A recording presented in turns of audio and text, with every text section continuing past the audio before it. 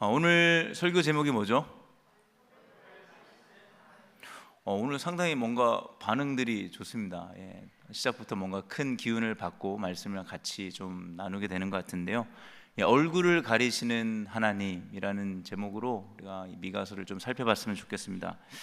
오늘 본문에는요, 미가 선지자가 이스라엘 공동체가 망할 수밖에 없는 이유를 누구에게 돌리고 있는지 아세요?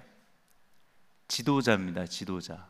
이 공동체를 이끌어가는 지도자의 너희들의 문제가 이 공동체를 망하게 했다라고 얘기해요. 그 지도자라는 표현을 우리가 읽은 본문 1절에는 야곱의 우두머리들 혹은 이스라엘 족속의 통치자들, 이 책임이 너희들이 그 온전한 책임을 제대로 감당하지 못했기 때문에 이 이스라엘 공동체는 이제 망할 수밖에 없다라고 이야기를 하고 있어요. 이들의 책임이 뭘까요? 우리가 읽었던 본문에서는 어떤 것을 책임이라고 얘기하고 있습니까? 정의를 알고 정의를 행하는 것입니다. 누가요? 지도자들이 정의를 알고 이 안 정의대로 자기가 가진 어떤 힘으로 이 정의를 행하는 책임을 져야 했어요. 근데 이들은 뭐죠? 사실 정의를 모르진 않았습니다.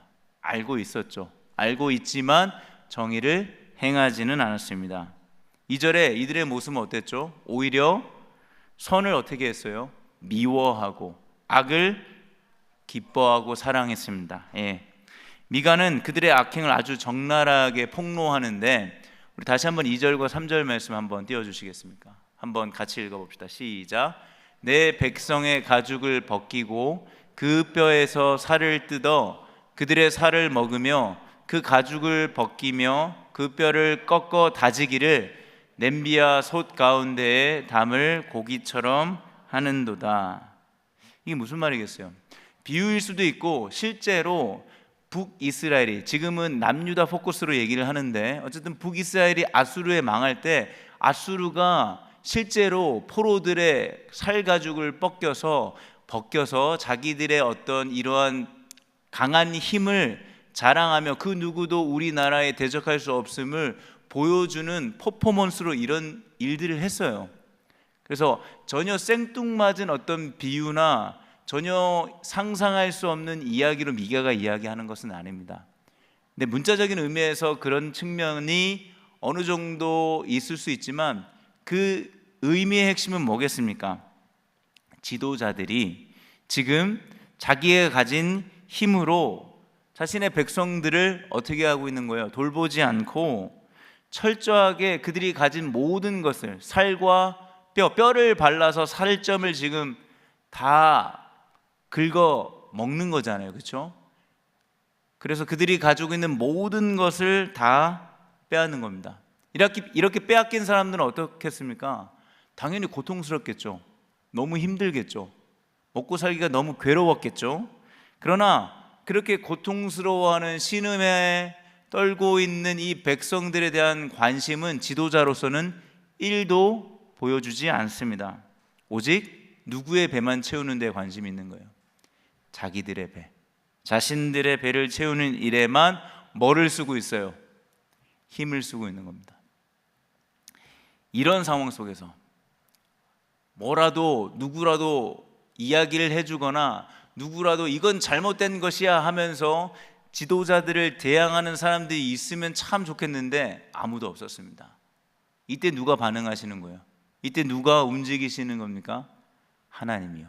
하나님이 드디어 이런 상황 속에서 백성들의, 자기 백성이잖아요. 내 백성이라는 표현을 많이 하잖아요. 내 백성의 고통에 반응하십니다. 그게 4절 말씀이에요. 우리 4절 말씀 한번 띄워주시겠습니까? 한번 같이 읽어봅시다. 시작. 그때 그들이 여호와께 부르짖을지라도 응답하지 아니하시고 그들의 행위가 악했던 만큼 그들 앞에 얼굴을 가리시리라. 아멘. 당연히 그들이 누구겠습니까?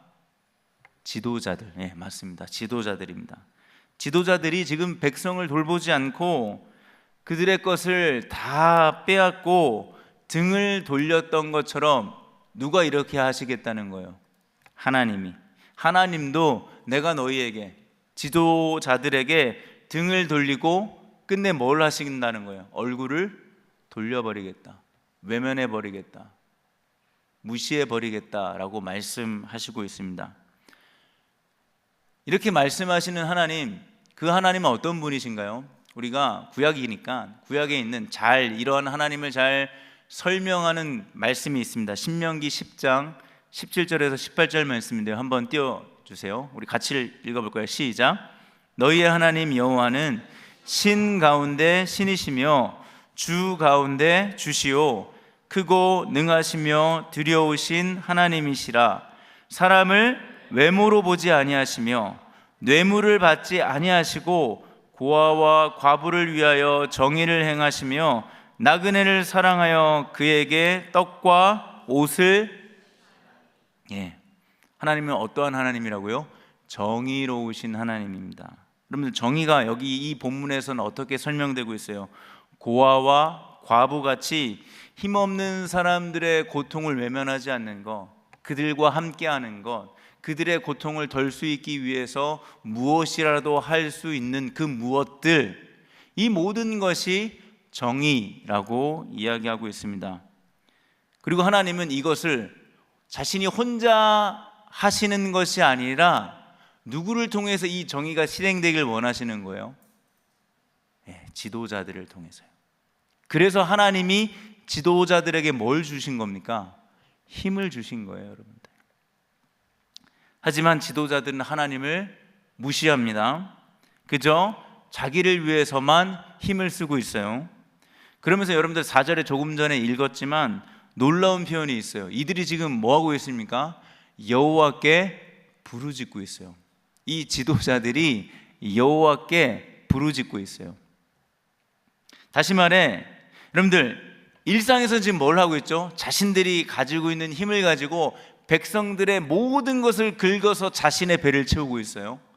그러다가 제사 때가 되면, 하나님께 제사할 때가 되면, 하나님께 예배할 때가 되면 뭐 하고 있는 거예요? 하나님을 부르짖는다니까요. 하나님을 지금 예배하고 있습니다. 그래서 하나님이 뭐 하신다고 하는 거예요? 너희들이 드리는 이 예배, 나를 찾는 그 목소리 내가 듣지 않겠다, 내가 응답하지 않겠다, 내가 그 얼굴을 너희에게로부터 돌리겠다라고 말씀하시는 겁니다. 오늘 이 말씀을 준비하면서 여러분들에게 말씀드리고 싶은 핵심은 이거였습니다. 예배를 드리면서 우리가 하나님을 노래하고 하나님께 기도하고 하나님을 고백하면서 우리의 삶 속에 정의가 없다면, 정의를 행하지 않는다면 우리의 예배는요, 껍데기뿐인 예배입니다. 그런 맥락에서 저와 여러분들이 드리는 우리의 예배, 이 4부 목장연합 예배에 오셔서 함께 드리는 우리의 예배는 과연 어떤 예배일까요? 당연히 함께 모여서 조금 전처럼 여호와를 기뻐하는 것이 우리의 힘이기에 힘있게 주님을 찬양하고 말씀을 간절히 사모하며 말씀 듣기에 힘쓰고 기도하며, 더 나아가 예배 후에 우리가 목장 모임을 통하여서 들은 말씀을 나누는 일들이 당연히 주일 이 시간 속에서 가장 중요한 일이기에 우리가 여러 가지를 할 수 있는 날이잖아요. 그러나 이 일들이 우리가 우선순위에서 가장 최고의 우선순위이기에 이 일들을 우리가 각자 최선을 다해야 합니다. 하지만 오늘 미가 선지자는 그것만 다해서 끝이 아니다라고 말씀하시는 거예요. 우리의 일상 속에서 정의를 행하는 일로 우리의 예배가, 오늘 이 예배가, 이 4부의 예배가 연결되어야 합니다. 정의 없는 예배, 저와 여러분들의 삶 속에 정의를 행하지 않는 예배는 하나님이 받으시지 않습니다. 하나님이 기뻐하지 않으십니다. 여기서 우리가 이런 질문을 할 수 있어요. 그건 지도자들의 이야기잖아요. 저는 지도자가 아닌데요. 저는 지도자만큼 힘을 가지고 있지 않은데요. 오히려 지도자들에 의해 피해를 받는 백성 중에 n분의 1 아닙니까? 이 말씀이 저에게는 적용되는 거리가 아닌 것 같은데요 라는 생각을 할 수도 있어요.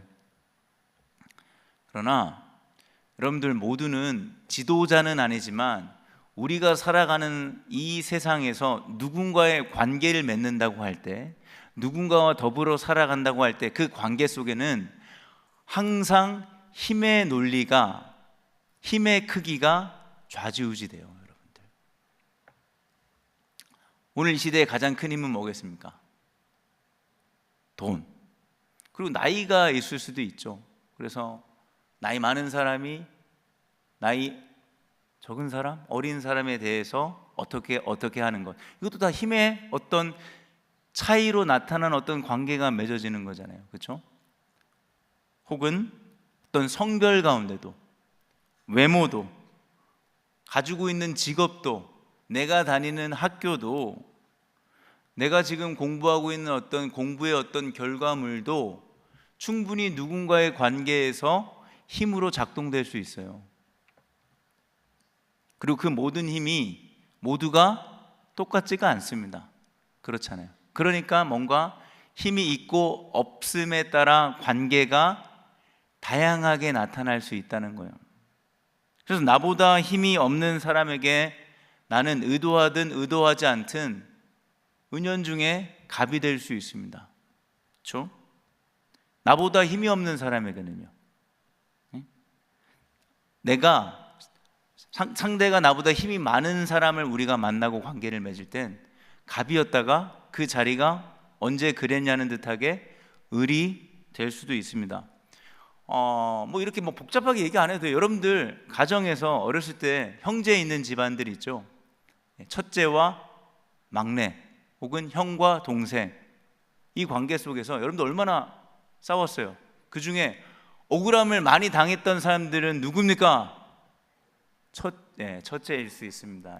첫째가 또 그런 일을 당할 수도 있죠. 근데 그냥 단순히 그냥 첫째와 둘째 혹은 첫째와 막내 사이에서의 어떤 힘의 구조, 뭐 2년 3년 어렸을 때는, 그때는 신체적으로도 힘이 있을 수 있고, 그렇죠?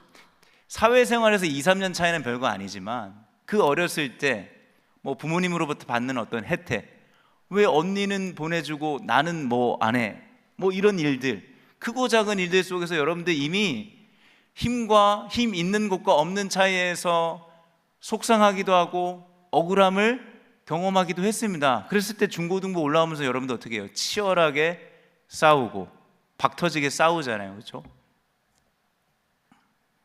그런 것만 있습니까? 연애에서도 동일한 힘을 가지고 있어요? 아닐걸요? 상민, 단비, 누가 힘 있는 사람일까요? 네, 바로 단비라고 단비 없다고 너무. 부부관계는요, 어떨 것 같아요? 똑같은 힘을 가지고 있다고 생각하세요? 저와 지금 제 아내가 앉아 있는데 제 아내 누가 더 힘이 있을 것 같습니까? 네, 여러분들 마음속에 있는 답, 더 이상 이야기하지 않겠습니다. 그거 아니어도 여러분 조금 더 심각한 모드로 생각해 보면, 여러분들 삶은 계속 경쟁을 피할 수 없는 구도에 살고 있잖아요. 그래서 학교에서도 어쨌든 여러분들 좋은 성적을 내기 위해서 부단히 애써야 합니다. 그리고 졸업을 하면 취업 전선에 뛰어들잖아요. 그 취업을 준비하는 현장을 보면요, 꼭 그런 건 아니지만 부인할 수 없는 느낌 아닌 느낌, 또 확실한 어떤 팩트 체크를 하게 되는데, 그건 뭐냐면 공평하지 않은 것 같다는 느낌이에요. 그래서 우리가 뭐 예전에 이런 말 많이 했잖아요. 기울어진 운동장에서 무언가를 하고 있는 그런 상황에 놓여질 때가 있다는 거예요. 기울어진 운동장에서 뛰고 있기 때문에 내가 아무리 열심히 뛰어도 항상 어떤 사람이 있어요. 나보다 더 잘 뛰는 사람이 있습니다. 당연히 힘을, 아까도 얘기한 여러 의미의 힘을 나보다 더 가진 사람이 아무래도 좋은 기회가 한 번이라도 더 찾아오는 것 같아요. 꼭 그런 건 아니지만 이 말을 우리가 완전히 부인할 수 있는 사람이 여기 있을까요?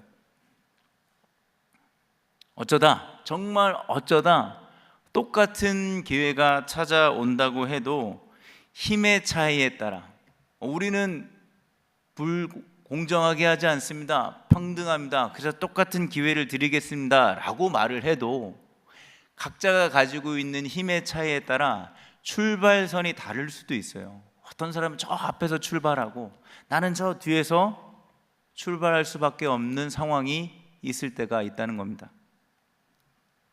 여기서 느끼는 한계, 여기서 느끼는 답답함 속에서 청년의 딸을 살아가는 여러분들이 때로는 지치고 그 지침을 지나서 이 지침이 굳은 살이 배기면 무기력해지고 되게 냉랭해지고 냉소적으로 바뀌게 된다는 사실이에요. 그래서 이건 지도자들에 대한 이야기지, 그럼 나는 지도자가 아니니까 여전히 나는 힘이 없다라고 생각하실지 모르겠어요. 그러나 제가 다시 얘기하지만 지도자만의 이야기가 아니에요. 우리는 모든 관계 속에서 힘이 있고 없음에 따라 다양한 일들을 경험합니다.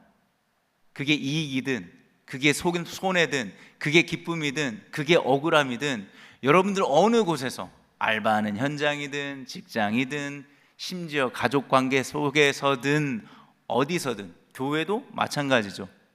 충분히 우리는 이 안에서 힘의 크기에 따라 다양한 어떤 관계들을 만들어가는 상황에 노출된다고요. 그랬을 때 우리는 누군가에게는, 적어도 저 사람에게는 저 사람보다는 더 많은 것을 가진 힘 있는 사람이 될 때도 있어요. 그게 돈이거나 나이거나 학력이거나 어떤 직업이거나 건강이거나 어떠한 경험이 될 수 있죠. 그러나 반대로 또 누군가에게는 이러한 힘들이 저 사람보다 내가 훨씬 부족한 사람과의 관계를 맺을 때가 있다는 사실입니다. 정의로우신 하나님은 저와 여러분들에게 이렇게 묻고 있어요. 그래, 충분히 너는 때론 누군가에게 피해자 같은 삶을 살 수 있다. 의례 경험을 많이 할 수도 있다.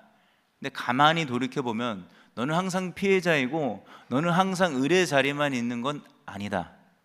분명히 너는 누군가의 관계 속에서는 너가 더 많은 것을 가지고 있고 너가 더 많은 힘을 가지고 있는데, 그럴 때 너가 가진 그 힘을 가지고 정의를 행하고 있느냐?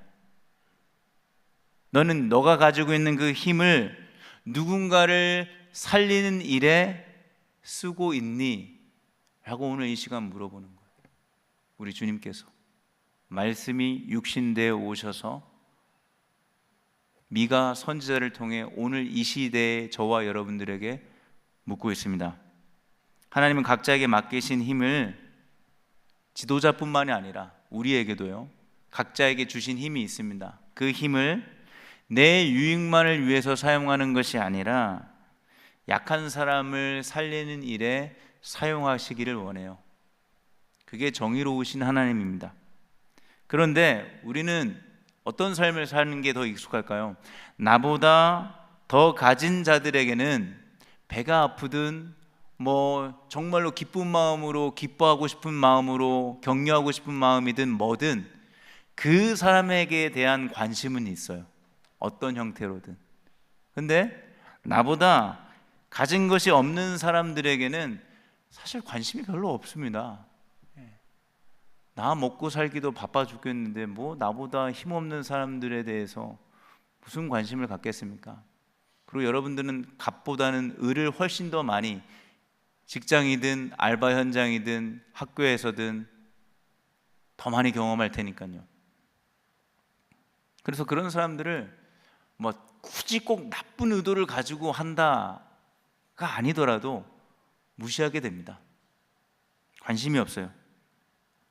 그러면서 어쨌든 내가 가지고 있는 힘을 더 키우기 위해서 내가 가지고 있는 기존의 힘을, 혹은 누군가가 덜 가지고 있거나 없는 어떤 특권들을, 혹은 남들보다 더 나은 어떤 능력과 배경들을 최대한 나를 위해서는 계획을 세우고 자기 개발이라는 이름으로, 취업 준비라는 이름으로, 미래를 준비한다는, 진로를 찾는다는 다양한 이름으로 열심히 활용하지만 정작 남을 위해는 그렇게 하기 정말 아까워합니다. 미가 선지자는 지금 지도자들이 백성의 뼈에서 살을 뜯어 먹는다라고 지금 이야기하고 있잖아요. 여러분들, 성경에서 이 뼈와 살 이야기의 원조가 어디에 나타날까요? 창세기에 나타납니다. 어느 장면에서?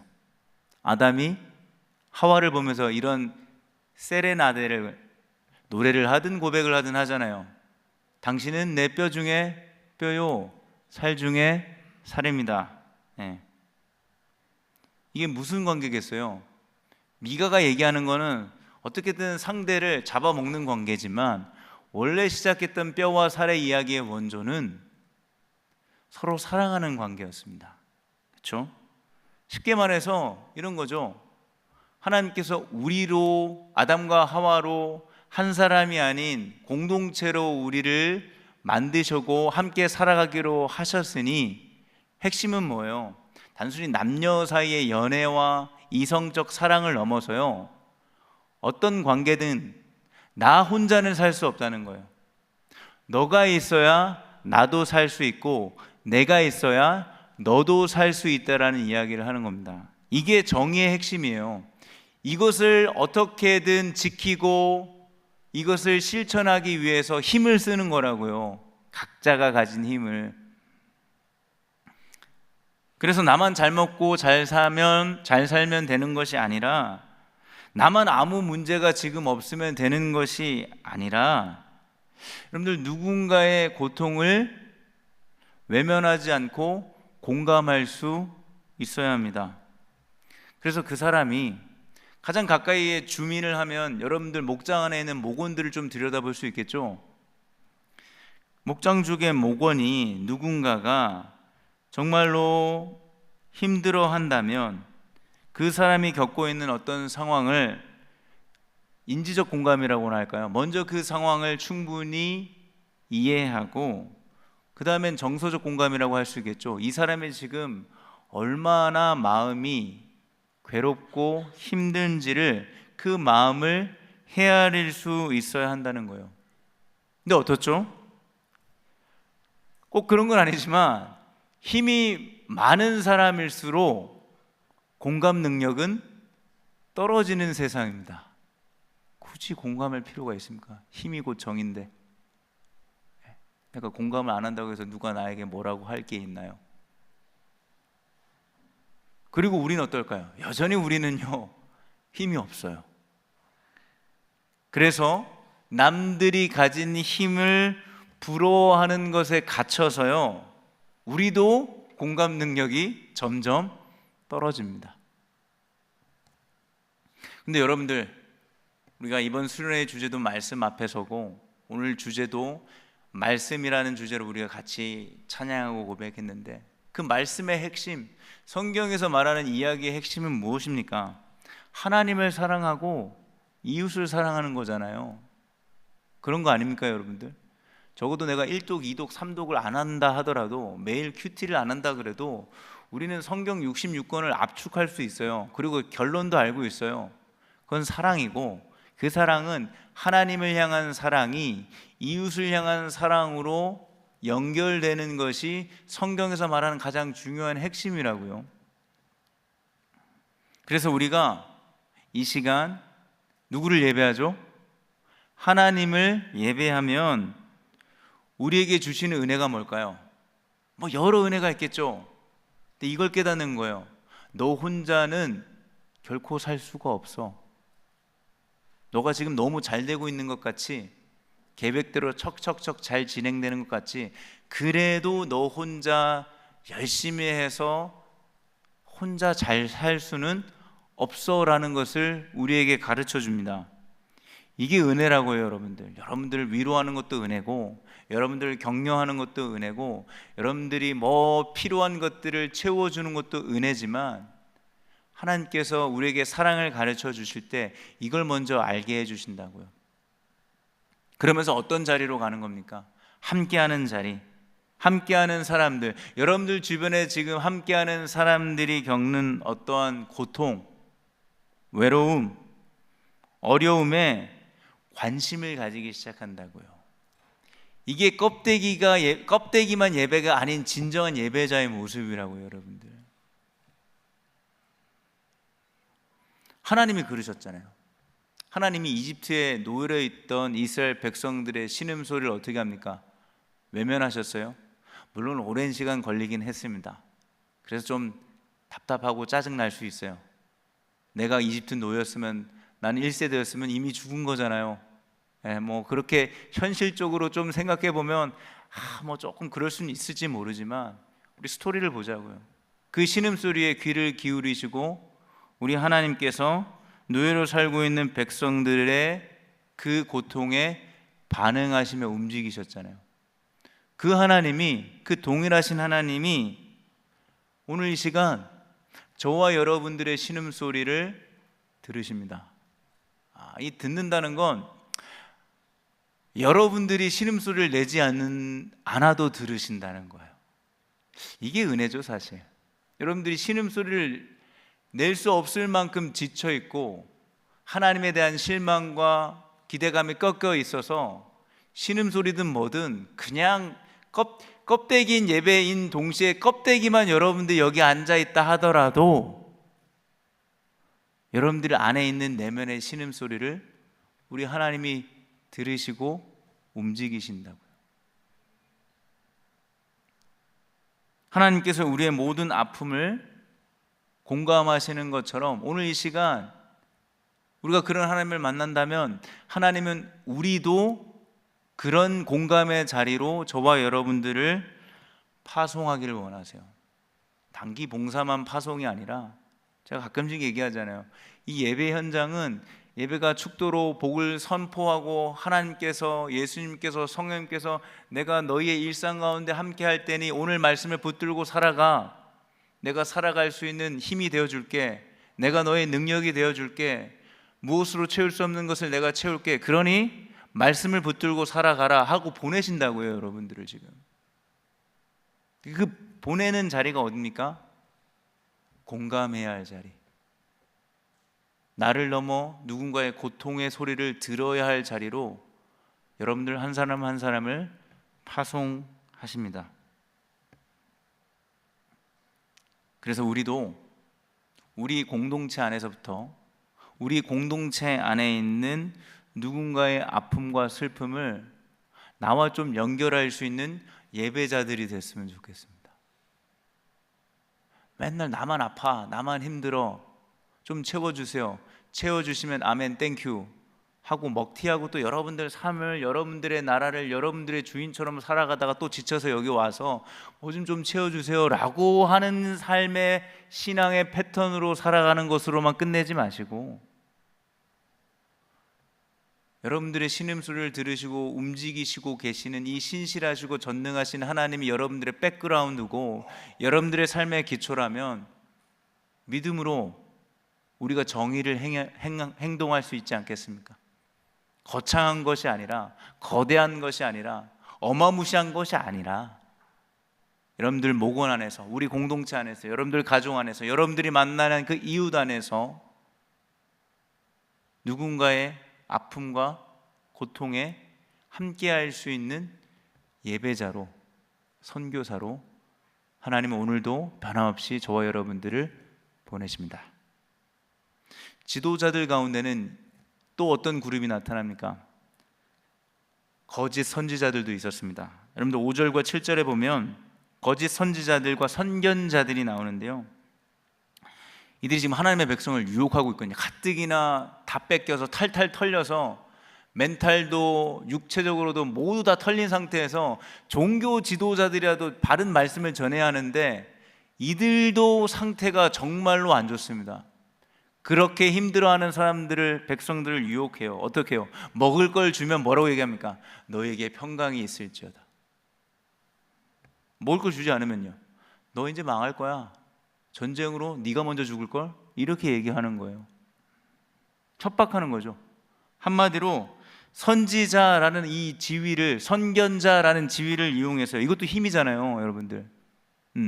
이 힘을 이용해서 돈이 되면 뭐라고 얘기하는 거예요? 하나님이 여러분들에게 복 주실 겁니다. 좀만 지나면 그 기도의 제목들이 응답될 거예요. 조금만 버텨보세요. 이번에 취직될 거예요. 이번에 다시 연애 시작할 수 있을 거예요. 결혼할 수 있습니다. 결혼하려고 하니까 여러 가지 어려움들이 있죠. 조금만 기다리고 기도하시면 믿는 자에게 능치 못하실 하나님이 여러분들에게 평강과 은혜를 주실 겁니다. 아멘입니다. 그랬으면 좋겠습니다. 네. 그리고 나쁜 얘기하면요, 믿음 없는 사람, 부정적인 얘기하면요, 뭔가 우리 공동체에 안 맞는 사람, 문제 있는 사람이 됩니다. 미가는 이런 너희들, 이 선지자들, 선견자들에게 어떻게 응답하죠? 너도 이제 이상을 보지 못할 거야. 이상이 뭐예요? 하나님이 보여주시는 특별한 어떤 환상과 비전이거든요. 아니, 선지자가 그 이상을 못 보면 선지자가 더 이상 선지자 아니잖아요. 더 이상 점도 못 친대요. 이 점도 못 친다는 게 진짜 여러분들 점집에 가서 점을 친다는 게 아니라, 구약에서 점을 친다는 것은 하나님의 뜻을 구하는 행위예요. 당연히 선지자와 선견자는 하나님의 뜻을 구하고 하나님의 뜻을 가르쳐주는 위치에 있는 사람들이잖아요. 그런데 권위가 있고, 그런데 하나님께서 실어준 힘이 있다고요. 근데 이거 더 이상 못합니다. 왜요? 하나님이 이상을 보여주지 않아요. 더 이상 뜻을 알려주지 않습니다. 밤과 같을 것이다 라고 얘기하잖아요. 그러니 얼마나 쪽팔립니까? 제가 설교를 해야 되는데 여기 올라와서 어버버 하고 있으면 얼마나 부끄러움을 당할까요? 똑같은 겁니다. 너희들이 그래서 부끄러움을 당하고 있을 것이다 라고 이야기하는 겁니다. 이런 거짓 선지자들의 모습이 예전에 정말 옛날 이야기였구나 하고 끝나는 걸까요? 계속 반복돼요, 여러분들. 오늘 이 시대에도 거짓 기독교, 거짓 종교의 특징들이 여실히 연결되어 우리 안에 드러날 수 있어요. 두 가지로 드러나는 거죠. 먼저는 뭡니까? 다 잘 될 겁니다, 여러분. 좀만 버텨보세요. 정말로 다 잘 될 겁니다. 그러니 교회에서 조금만 더 열심히 해보세요. 하나님이 응답해 주실 거예요. 그렇게 잘 되게 해주시는 하나님을 강조하면서 하나님은 어느 순간 램프의 바바 같은 거죠.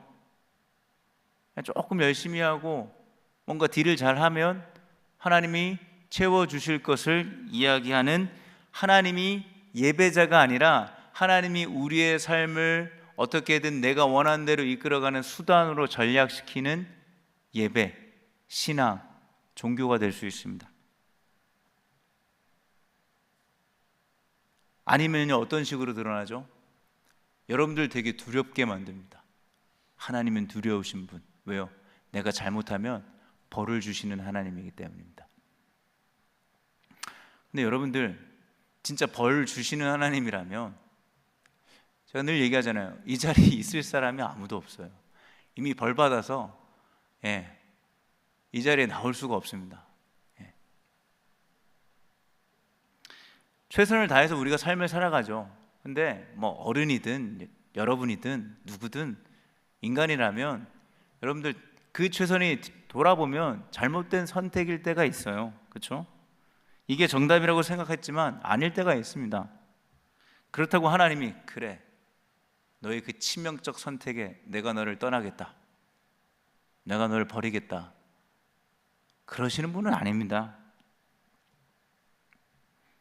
이처럼 신앙은요, 예수님을 잘 믿으면 여러분들 조금만 버텨보세요.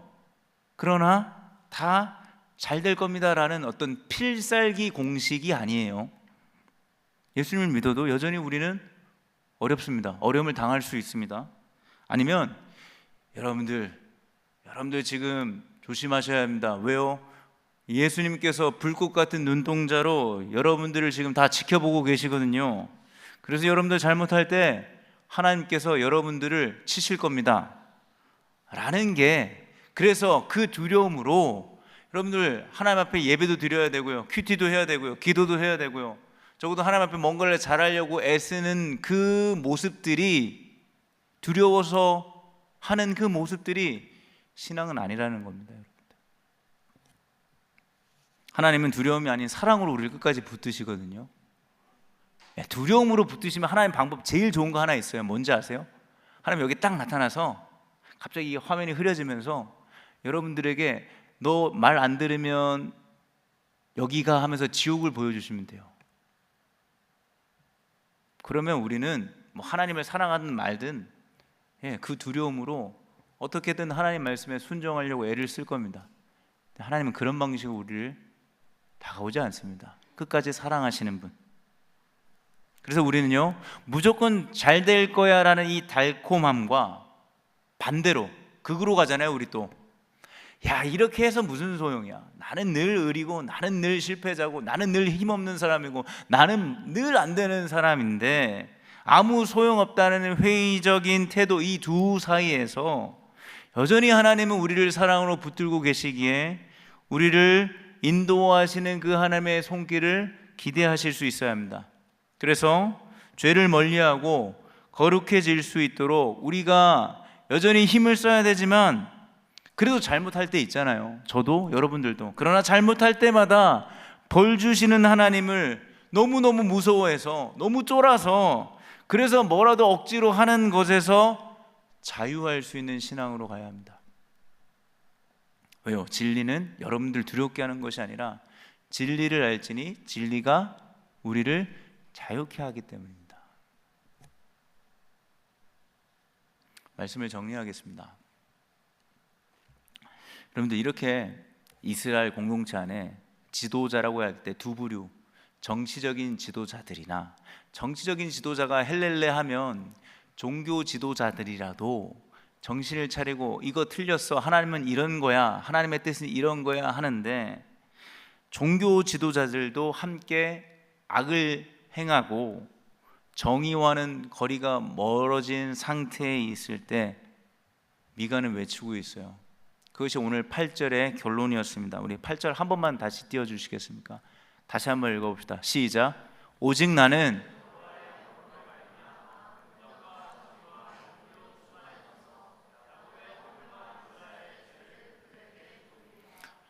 이거 진짜 여러분들 맨정신이면 못하는 이야기예요. 미가가 모든 힘을 가진 사람이 악행을 저지르고 있는데 홀로 단신 가서 이거 아니다라고 여러분들 이야기할 수 있을까요? 근데 이야기할 수 있다고 얘기하는 그 근거가 지금 8절이라고요. 오직 여호와의 영으로 말미암아 능력과 정의와 용기로 충만해져서 내가 너희의 잘못을 보인다. 동시에 하나님은 저와 여러분들을 미가 선지자처럼 부르십니다. 오늘 우리도 여호와의 영을 통해 주시는 똑같은 거예요. 미가가 받았던 거와 똑같은 것, 능력과 정의와 용기로 충만해져서, 여러분의 텅 빈 무엇을 여러 가지로 채우고 싶으시겠지만 오늘 미가 선지자의 고백처럼 능력과 정의와 용기로 충만해져서 여러분들 이 세상에 나아가 이건 아니지라는 이야기를 하실 수 있는 하나님의 선지자들이 되셨으면 좋겠습니다. 힘이 곧 정의인 세상에서 힘이 없이 힘겹게 살아가는 그 상황이, 우리는 이렇게 쉽게 결론을 내리잖아요. 불행하다. 나는 왜 이럴까? 아니면 남들을 보면서 참 저 사람, 저 친구는 참 안타깝다. 왜 이렇게 좋은 일이 생기지 않을까? 라는 것으로 끝나는 것이 아니라, 이건 아니잖아요. 하나님 이건 아니잖아요. 하나님이 이 세상을 이렇게 만든 건 아니잖아요. 라고 외칠 수 있는 용기로 오늘 이 자리에 예배에 왔다면 그 용기로 우리 모두 충만해져서 다시 일상으로 돌아갑시다. 그리고 이건 아니지라고 이야기할 수 있는 그 첫 번째 대상이 여러분들 자기 자신이었으면 좋겠어요. 여전히 나는, 여러분은요 정의롭게 살지 못합니다. 힘으로 사람들을 판단하죠. 힘으로 사람들을 정죄합니다. 힘으로 사람들이 좋고 나쁨을 판단합니다.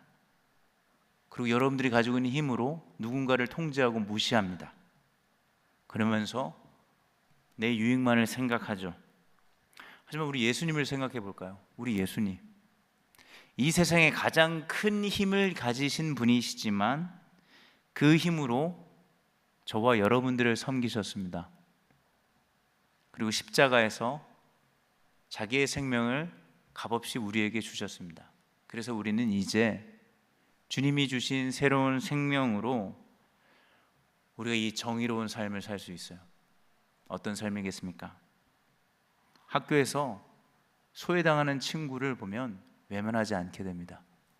직장에서 남들 딱 보면 알잖아요. 내가 안 해도 되는 거 누군가 해야지 하는 눈치 보고 있는 거 도맡아서 참 수고하는 사람들, 그렇다고 해서 인센티브나 뭐가 더 주어지는 것도 아닌데 그렇게 수고하는 사람들의 수고를 알아봐 주는 거.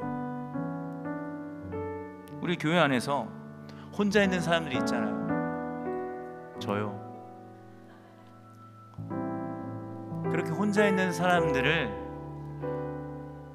그냥 쓱 지나가는 게 아니라 쓱 지나갈 수 있죠. 뭐 인사도 평상시 안 했는데, 나랑 가까운 사람들 요즘 인사 잘 안 할 수도 있는데 말 한마디 안 섞은 사람에게 가서 인사하는 거 쉽지 않다는 거 알아요.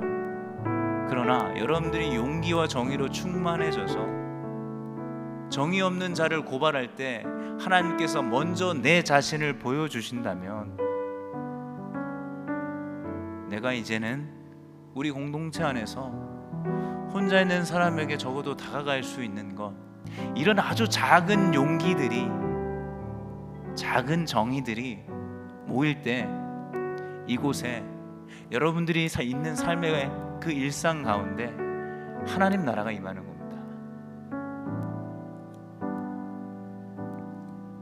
이 일을 오늘 결단하고자 하는 사람들이 있다면, 하나님은요, 내가 악인들에게는 등을 돌렸고 내가 그 악인들에게는 내 얼굴을 외면했지만 이 일을 하는 너희에게는 내가 내 얼굴을 너희에게 보일 것이다. 그리고 너를 향하여 얼굴을 돌리는 나는 너에게 은혜 베푸기를 원하고 평강 주기를 원하는 하나님이다. 그리고 이 일에 나는 내 전능함을 사용할 것이고 이 일에 나는 끝까지 신실하게 이 일들을 감당하겠다 라고 하시는 이 정의로우신 하나님이 이곳에 하늘 보좌에서 그냥 팔짱만 끼고 계신 게 아니라 우리 예배 가운데 연결되어서 이 자리에 내려와 계신 그 하나님을 믿음의 눈으로 우리가 볼 수 있고 만날 수 있고, 그래서 부디 그저 아무 기대 없이 뭐 올 수 있죠. 아무 마음 없이 껍데기만 올 수 있죠. 그러나 돌아가는 우리의 현장이 그 주님의 은혜로 가득가득 채워질 수 있는 저와 여러분들이 되셨으면 좋겠습니다. 함께 마음을 담아 우리의 상황의 모든 아픔을 공감하시는 그 주님을 함께 찬양합시다.